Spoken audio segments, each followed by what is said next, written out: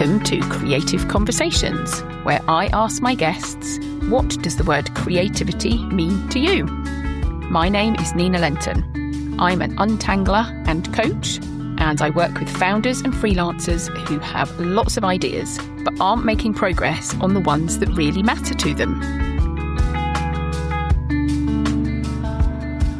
And I'm here today with Leyla Alexander, who is a graphic designer. Hi, Leyla. Hi, Nina. Thanks so much for having me on. No problem at all. So do you want to just give a brief introduction to what you do, what you specialise in? Yeah, sure. So, I'm a graphic designer. I specialise in brand design and web design, and I love to work with businesses who want to put something good out into the world, whether that's for people, planet, or even just spreading a little bit of joy, because we all need a bit more of that, don't we? Oh, we definitely do. We do. And just to mention as well, like I have a creative side project called You Are the Sea, which is a t-shirt business which donates £2 from every sale to Surfers Against Sewage. So that's the other thing that I do, and often gets neglected. Excellent. Well, we can talk about that in a minute, and we can put the details in the show notes as well for people. Awesome. Thank you. Excellent. So what does the word creativity mean to you? Oh, do you know, I've been thinking about this, and it's such a tough question.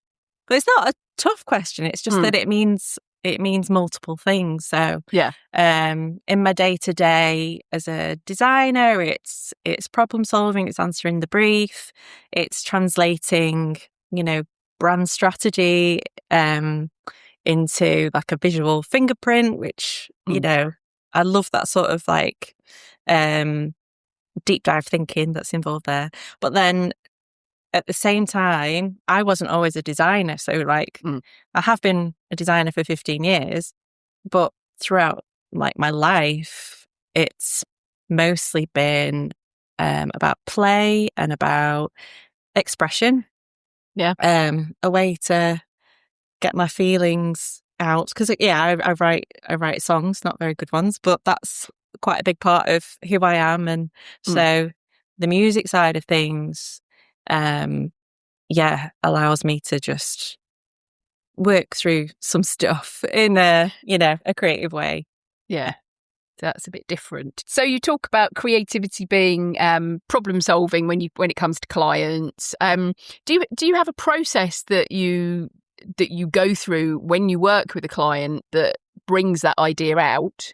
I do, and it's a tried and trusted process. It's like I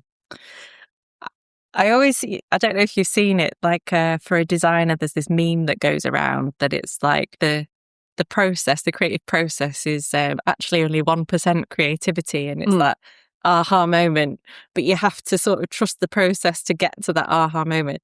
And like it always happens, but I guess for my work, if it's a branding project, for example, I send out a brand questionnaire, which is asking my client about their brand foundations, what they stand for, and what the brand personality is, what they'd like it to be, etc. And then I will put that into a brand strategy framework, go through that with them. And before I get to any sort of visuals or design, that's the most important stage. But then when I do get to the play stage, the fun bit, I will, after sort of brainstorming ideas and creating a mood board, like collecting my own sort of inspiration, that's when I'll pick up my pencil and start sketching in a notebook. So I'm still not touching the computer. Yeah. And I'll just sketch ideas out until I feel like I've got a few solid ones to develop. Then it's into Adobe Illustrator and just iteration after iteration. Like I'll have a whole board filled with little tweaks and stuff. And then it's choosing 3 to refine and present to the client. But it's usually within that iteration phase where I go, oh, it's this is the one that's going to work. But I just have to trust that making all those little tweaks will get to it, if that makes sense. And I always do, but sometimes it happens a bit further down the process than I'd like. And I'm like, is this going to happen? Yeah. Have you ever had any where you just haven't been quite satisfied with what you've come out with for whatever reason? If definitely when I haven't had as flexible a deadline and you just need to get something to someone, it's like, at least, I felt maybe this isn't my best work, but it does answer the brief, and at least this is a good stage to get feedback, because when you get the feedback, and either the client's happy and if there's something that they like, if I haven't felt that it's quite right, usually that is reflected in the feedback, but then you get a bit more sort of foundation to work with, and then it usually is, a few rounds of feedback, and then you get to a point where everyone's happy. Yeah, because I guess that some of your clients are probably better at picturing what they want or explaining what they want than others. Yeah, I find definitely some clients need to see some ideas first, and I completely understand that. It's like, when you're looking at a house to rent or buy, and like I'm married to an architect, so he's very much looking at the space and he can see what it can become, but then other people will be like, need to see it how it will be, sort of thing. I don't know why I've gone with the house analogy there, but that's just where my brain went. But it's interesting though, because and being an architect, I think, is very creative, isn't it? Yeah. And the architecture is the space, and then what you put in it with all the colours and the textures and where things go. I guess that's the interior design bit. But it's and some people are brilliant at that, and some people, it's just not their skill, is it? Yeah, and that's why you need to work with someone who can bring that to life for you as well. Yeah, I find with graphic design, once I've got something, because we all do our little templates and our social media stuff these days, don't we? But I find that I struggle to create something from scratch if I've got an idea in my head of what it is. But once I've worked with a graphic designer I've got a few designers that I've worked with where I've said, could you just do a template? And once they've done a template and they've said, oh, well, it's these colours and this is the kind of way the box goes. And then once I've seen that, I can then do things with it. But I can't create it myself because that's just not my skill. You need the sort of the rules and the elements in place to play with first. Yes, definitely. Yeah.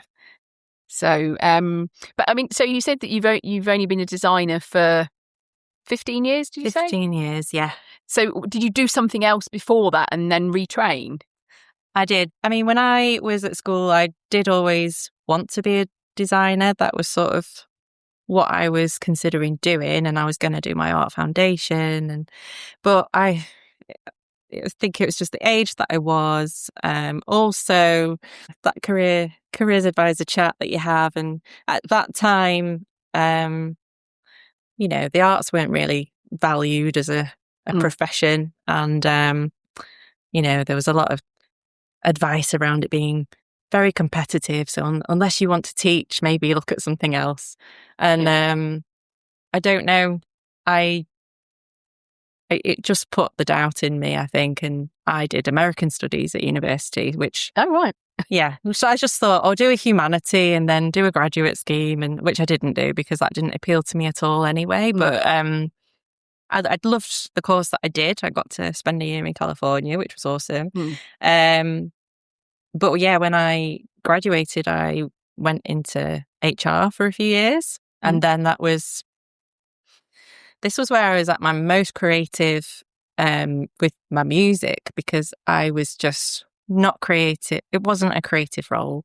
But I'm a creative person and I just needed some sort of outlet. So I'd go home and I'd pick my guitar up and these songs would come out.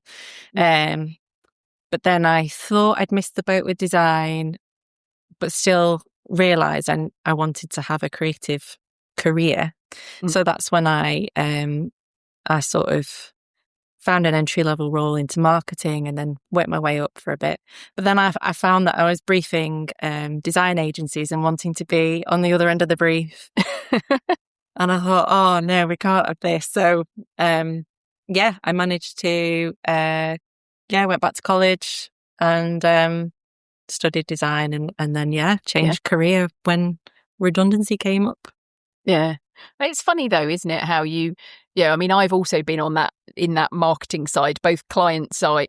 I've worked both in agencies and in for a company, briefing people who are then doing a design, whether that's an agency who's then doing the design or being in the agency as the project manager briefing somebody. So I understand that kind of the process of how that works. Yeah.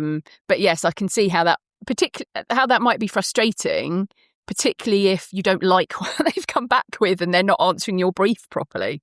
Yeah, that would happen sometimes, especially when I was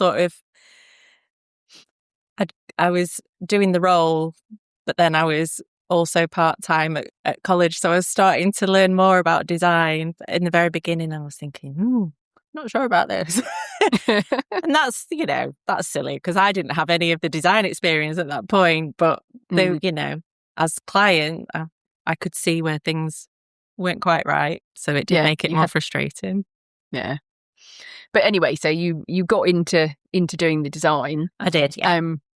So you were just saying then about so obviously when you weren't doing a creative job, that then your creative outlet, your creative expression came through doing music. Yeah. Did that change when you then suddenly were all the time doing this creative work? Yeah, definitely. It's just like your brain needs a break for being creative. You just can't turn it on all day long. And so it's I guess I was late 20s. I was 30 when I took my first full-time design job. And then, just you get home and it was, I don't feel like if I picked up my guitar, I'd play something that was already written or someone else's song. I still enjoyed playing music, but not actually creating anything new. Because, you just need that downtime. Yeah. But you came back to the guitar playing eventually and the writing songs. I did. And I'm really glad that I got there in the end, because I found now that actually it helps me. It's not, it's not something I'm doing every day, but it helps me to step away from maybe client work and I feel like I'm still taking a break from this problem I'm trying to solve in whatever project by going and doing something else that's creative, that's completely different. Yeah. It's, my mind is sort of having that time to percolate. And it doesn't have to be that I'm doing something else that's creative. I might just go for a walk. That's just as important in terms of taking that break. But bringing that music back into my life, I've really enjoyed the past couple of years. Yeah, because you've also you've done some open mic things, haven't you? And actually gone and sung in public as well as actually writing things. Yeah, I have. Scary. No, I do, and I enjoy that. I don't know why I put myself through it sometimes. Sometimes I turn up and I'll say to Penny Brazier, who I go with, I'll just say, why are we doing this? Why have I said yes? Because of the nerves. But then I do enjoy it once it's done. Because I don't know, if you've written something or made something, it's just nice to share it. Yeah, and just and do you think that it's do you feel like you need to share it in order for that process to be complete, or could you actually just create it and that's enough? I think it's a bit of both sometimes. So sometimes, I'll write something. It's for me. It was just a cathartic process to get it out. And I have a lot of fragments of things that never made it into full songs anyway, but even just the process of doing that was, you know, fun at the time or needed at the time. Yeah. But then the ones where you have like put the blood, sweat and tears into like get it right, you just like, just share it. It feels like the right thing. That full circle moment. Yeah, when you've actually completed it. So do you ever share stuff online, you know, like social media or just enclosed membership groups to get it out there if you're not able to go to an open mic thing? I think a couple of times I've shared a song on my Instagram, just to show that there's this, you know, this other side of me, and it's also creative and important to me. But I don't know, I have this sort of self-consciousness that to not do it too much, and you know, that people will be thinking, oh, shut up, stop wanging on. But yeah, sometimes I think, should I share it more? Other times I think maybe just I might create a separate account so that if anyone is interested, I'm not subjecting anyone else to it. Yeah. You know what I mean? It's hard, isn't it? Because you sort of, wanting to share it, but yet not wanting to bombard people with it. I know. And it also, because it's quite a vulnerable thing as well, because this sort of stuff like music or any sort of creative thing that's made, it's all subjective, you know. Not everyone's going to like it, and when it is something that has meant a lot to you and you share it, it's like, oh no. Yeah, what if nobody looks at it? What if nobody engages with it? It's so I think this is why I'm sort of erring on the side of not really sharing it. Yeah, but I mean, it's, you know, well done for sharing it all, because it is that kind of thing. I mean, I certainly I was gonna say I can't play anything or write songs, but you know, even sharing, you know, even if I was singing, I think I'd find that a bit daunting to kind of share that with people. Yeah, it's sort of that little lurch in your stomach. Again, why am I doing this? But because it's important to you. Yes, that is the reason. Yeah. Definitely. Because I even you hosted a creative co-working in doing it for the kids, didn't you? And I remember that's right. I used one of those sessions to work on a song. Yeah, and then, you know, and that was really nice because it was, you know, people doing all sorts of things. And I've now handed that over to Sophie, who you know, her thing is all about craft and about encouraging people to do practical, creative things. Awesome. Whereas my thing's a bit more about maybe ideas in business and that kind of creativity these days. But yeah, I thought it was, you know, it's lovely just to be able to turn up. And I mean, I sometimes do colouring in if I go to it, or, you know, I draw my penguins. Yeah, I love your penguins. They are a bit weird. They're great. But I like them. They're great. Well, I mean, penguins reminds me of the sea. So, I mean, tell me about the sea. What role does the sea play a role in your creativity, do you think? I'm inspired by the sea. I love the sea. I'm obsessed with it. I when I was in California, I learned to surf there, but also that's not the moment I fell in love with the ocean. Like I've, you know, childhood summer holidays spent in Cornwall, and it's just how it makes me feel. Like it's being by any body of water is that just natural calming. Like the mind clears, and even if you're not feeling great, there's just something quite healing about it. And yeah, I love it. I love waves. But even so for my own personal branding, like the visual identity for my business, the L and the A, the monogram that I've got is like the moon and a wave. And I'm sort of leaning into I'm doing a little bit of a refresh in the background at the moment, and sort of leaning into the tagline, brands built to make waves. That's nice. Because it's just sort of bringing that love into my work. And obviously I have You Are the Sea. And You Are the Sea, I launched that because I wanted to have another creative outlet, but to experiment with like sketching and creating designs inspired by the ocean, but with no client. It's just for the joy of doing that for myself.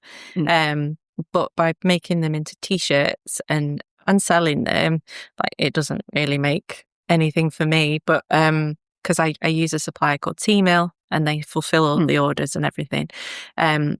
But that donation to Surfers Against Sewage is important to me because that's my way of giving back to the ocean. With climate crisis and the ocean being in crisis, it just feels like the least I can do. But yeah, quite important to me to have my small way of giving back.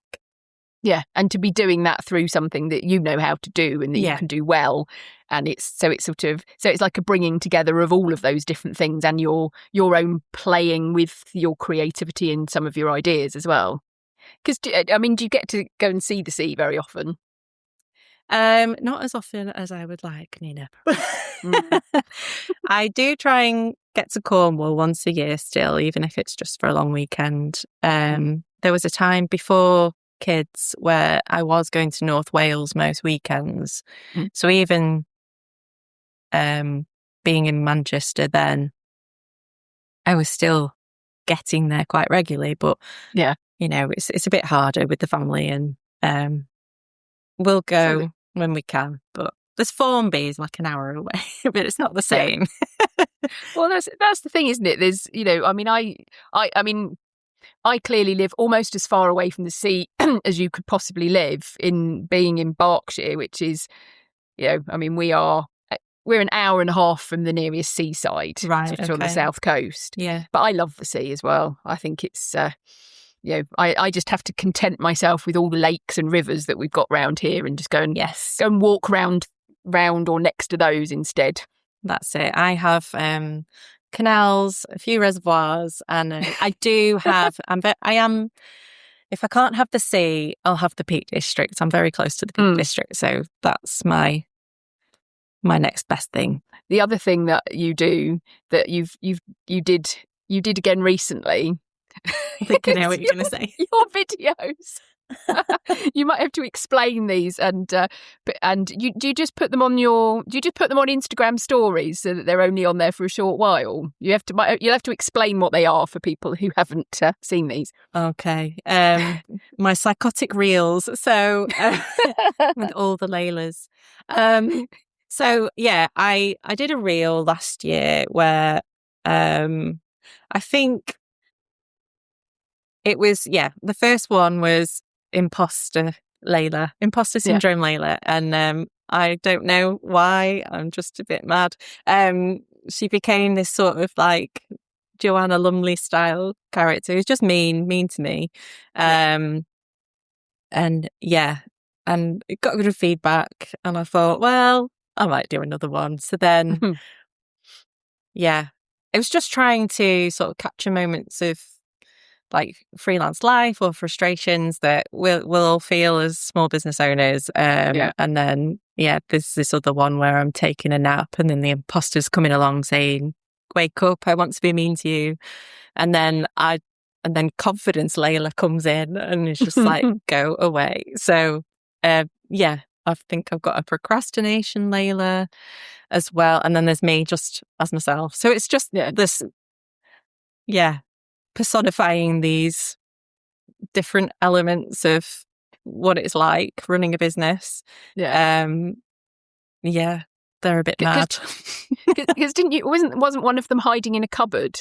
You'd hidden them away in the cupboard or something. The imposter had hidden confidence Leyla in a cupboard because I think I've had a few quiet months this year. It was a busy start to the year, and then it sort of tailed off, the whole feast famine thing. And when that happens, whenever I'm in it, it's hard not to lose your confidence and question everything, even though it's it'll come around again, or you need to trust that it will. I'm not just sat there waiting for inquiries, I'm being proactive and all of the stuff. But I guess that one, where she's locked in a cupboard, it was trying to sort of talk about something that has actually been quite hard, but without, I'm just making it fun, in a way that people will understand. But I thought by using them, it makes it less heavy to talk about, but I'm still able to say, well, this is actually how it's been. Yeah. Yeah. And very relatable as well, and funny, because you watch them and you think, yes, and you start, I don't know whether other people have done this, but I start thinking, I wonder how many versions of me there are. Yeah, there'll be more than you think. Well, actually, there was a course I did, or one of these kind of masterclass things that I did quite a few years ago now. And actually, one of the things they talk about is having your board of directors. So like your, so that you can consult, it'd be like CEO Nina, or finance director Nina, or marketing Nina, or and also bringing in personalities of maybe other people that you might turn to for advice, and sort of having some kind of personalities like that. And that actually, if you've got a number of those to actually, and you've got a decision to make, to actually sort of say, okay, what would CEO Nina say? What would this particular Nina say? Yeah. And I suppose it's just a more fun version of that, isn't it? Really, just kind of recognizing that we play different roles in our businesses. And what about community? Does that help sort of bring you into contact with other people as well? That help you in different ways? Definitely. Community's been a lifeline for me, and I feel really lucky that when I first went freelance just over 6 years ago, I'd met someone on like one of the mums' nights out who's also self-employed, and she said, you need to join, doing it for the kids and being freelance. So that was the first thing I did. And it meant that I found community and people that are awesome straight away.